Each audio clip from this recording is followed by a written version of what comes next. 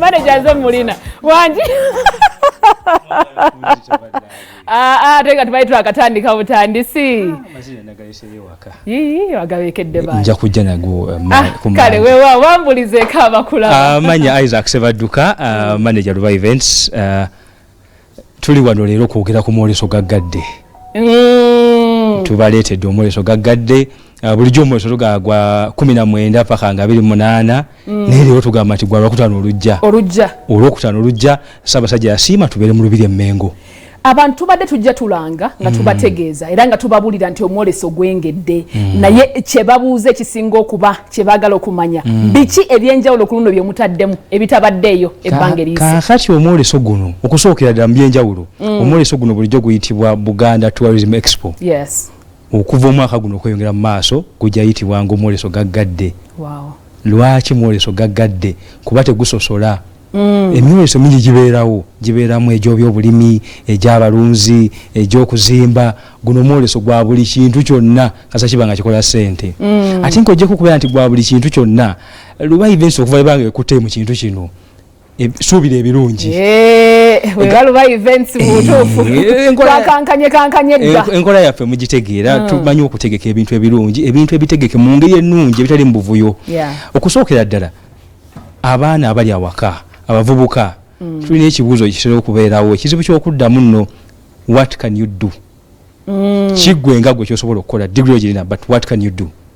Omwoleso guno ogenda kutuyamba tuddemu ekibuuzo ekyo. Olwo nga tunoyidde baana ba myaka ki? Okuva ku myaka 12 paka ku muntu w'emyaka gyonna. Awo wennyini nga tonavaawo ku baana be tugamba nti abagenda okuyingira abaana era mutandikira ku myaka 12. Abaana bonna tubaagala.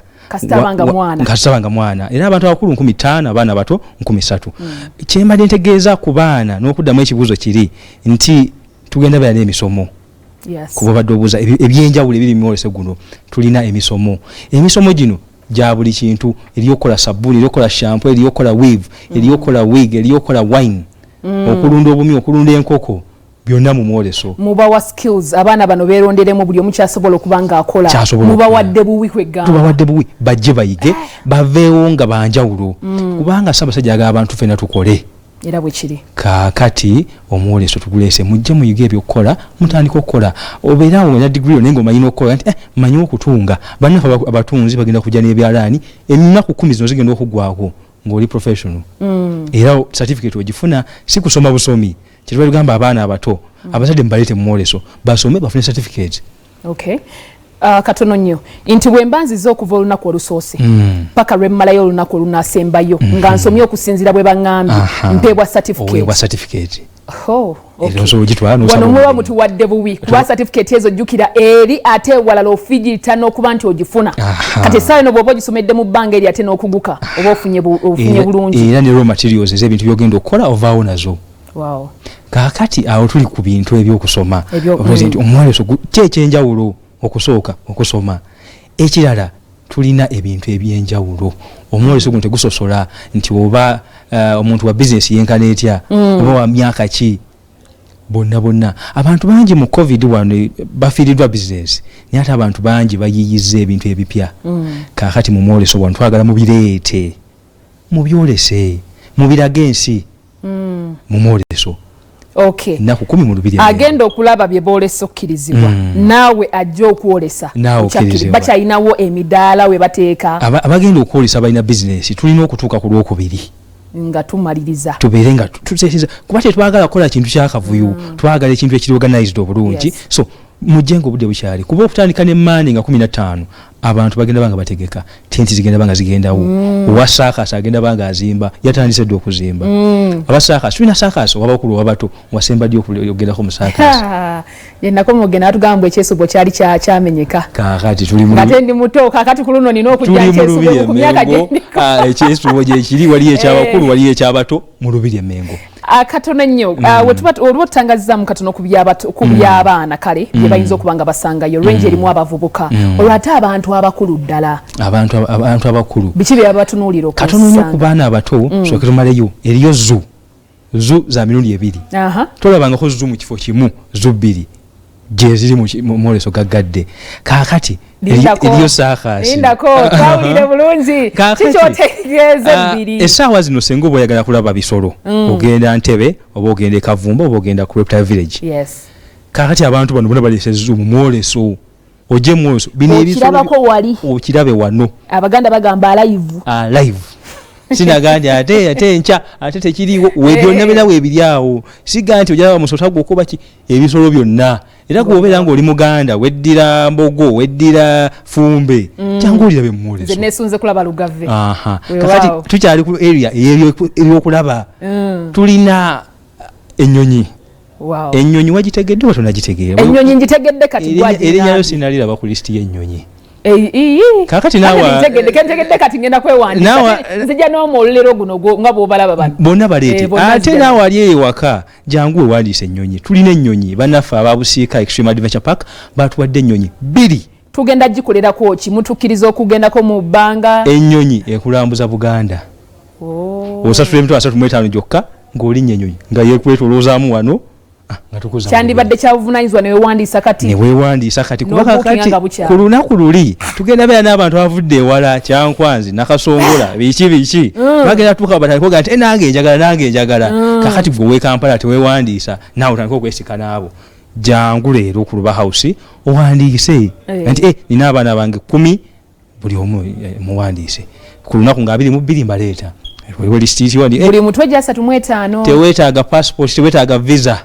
mitwala 35 gyokka mutwangwiriza omulimu buli muntu alinye ku nnyonyi sagala mwekwa senti enseganye embeera eganye nga temuna abaaluba baategese kakati ku kibuuzo kiri kye navuziza abantu abakulu bano abasusse ku myaka gino basuubire biki mu mwoleso abantu abakulu okusookera ddala abantu abali mu byobulimi omuntu yenna ng'oli mu byabulimi tewandisuubiddwa mwoleso guno lwaki tulina abannaffe abagenda otusomesa value addition butya bwe tuyinza okwongera omutindo ku bye tulima ab'emmwanyi ab'ebijanjaalo abakawo abasoya ebirime ebitonotono omanyi mu covid wano abantu bayiyiza ebintu bingi juzi nabo omwami ku TV alunda ebinyonyi beta ornamental birds ebinyonyi bye tutalya ebyokulunda okutereka nga kigendererwa ki kinyonyi kyobeera kyawe waka olabeko kirabe ye business ye kakati ebintu ebityo ogenda kujja obiige mu mwoleso ekinyonyi kimu kya $1.5 okukigula eri bano abalina oluusi ssente yaabwe ng'agula ebintu binaabeera nabyo mu nju kati gwe olina kuba ng'okirunda kuba tebirabika binnantalabika kati mu ky'okuleeta embwa nze njaleeta kinyonyi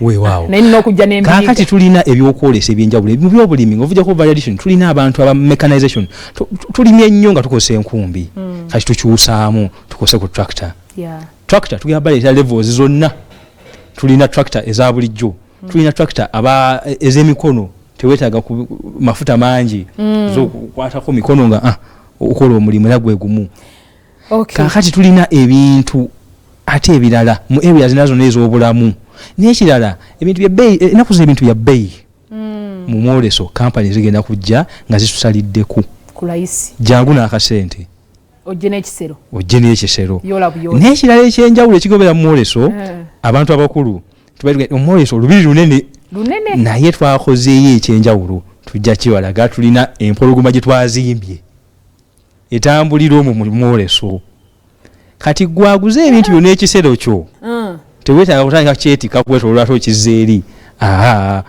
ogenda oteeka ku mpologoma eyo nga weetoloola ng'ekutwala paka eri ndi wano nsanzeewo kenjagadde ng'okagulu oyongerako bwongezi eri omwe etambula mu mwoleso yeetoloola mwerosewo kyemuyisa empologoma ojja giraba essaawa zino wena kikunyonyolega nti nga sikitegeera kakati mu nnaku nga 2-3 tugenda kibateerako mukirabe era ate gwali eyo yonna yonna jangu mumwoleso okirabe kuba tewetunaga nti nja kikunyoga nti sikitegedde jangu mumwoleso okyerabireko mpozi tuva nnaku za mwezi mmeka okuva nga 19 paka nga 28 olwokutaano olujja guno gwenyini gwe tulimu omwezi gwe tulimu tekyali kulanga lwakutaano olujja abaana essaawa eno bali mu holiday kitegeeza buli omu yola famire abaana baleete yonna ogirete mu mwoleso tusasula mmeka tusasula 50 abantu abakulu abaana ato 3 zokka ebintu bya layisi ebintu bya ssaabasajja lwaki tuseera abantu bassaabasajja omwoleso lwaki bweguli abantu basobole okulaba ebintu mu kifo kyekimu essaawa zo singa obalega okulaba abakozi b'emifaliso olina okutambula olugendo luwanvu Australia tewa naye kakati wano bagera gye tabaliteke mu mwoleso wamu ono omulabe ne bbeeyi ogirabe n'oli omulabe ne bbeeyi ogirabe ovunga eno gyensobola eno sigisobola guno gwensinga okwagala emifaliso girimu enjawulo tugula emifaliso tugula fwa naye emifaliso girimu enjawulo abaluba events nga mwakisusiza gwe yeruba events gwe mwoleso gaggadde kuba twali lumu tuguyita Buganda Expo olunaku olumu wekitiibwa Katiiko n'agamba nti baguyita mwoleso gaggadde tekiriiko Luganda tekiriiko Luzungu mwoleso gaggadde tekiri mu Luzungu tekiwooma bulungi bwe kityo wekiri mwoleso gaggadde akatalekeka owa business nga tunawandisa business yo simanyi kyo olikola eyo waka jangu wakuluba owandisa business yo kuba essimu namba 070 500 400 owandisa business yo 070 500 400 ekigenda eri abagala okwolesa n'abagala okukyetabamu mu ngeri yonna n'abagala okulinnya nnyonyi n'abennyonyi okusinga ddamu ogituwa ennamba eri noti 74 noti 5 noti 4 noti omwoleso gaggadde mu Lubiri e Mengo okuva nga 19 olwokutaano olujja paka nga 28 Solomon akatalekeka akako kabadde kaki